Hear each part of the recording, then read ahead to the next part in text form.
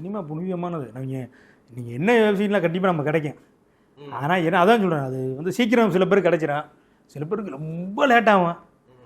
அது வந்து ஆனால் நம்ம ஃபாலோ பண்ணுறதே நம்ம அந்த முயற்சி பண்ணுறது விட்டுறக்கூடாது. அதை நம்ம பண்ணிகிட்டே இருக்கணும், ஃபாலோ பண்ணிகிட்டே இருக்கணும். நமக்கு கண்டிப்பான முறையில் கிடைக்கணும் அப்படின்னு ஒரு நம்பிக்கை எனக்கு இருந்துச்சு. அதான் என் ஒய்ஃப்கிட்ட சொல்லுவேன், ஒன்றும் இல்லை கண்டிப்பாக நான் வருவேன் பண்ணுவேன் அப்படின்ட்டு டெய்லி தினத்தந்தி பேப்பர் வாங்கி படிச்சுட்டே இருப்பேன். இவ கூட லேட்டாக அந்த வாரண்ட் ஸ்டில்லு பெரிய ஸ்டில்லு போட்டாங்க.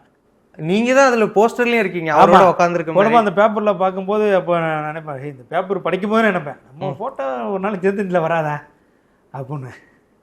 என் பொண்ணு என்னப்பா எப்போ பார்த்தாலும் தினத்தந்தி பேப்பர் வாங்கி ரொம்ப நேரம் பார்த்துட்டே இருக்கேன்.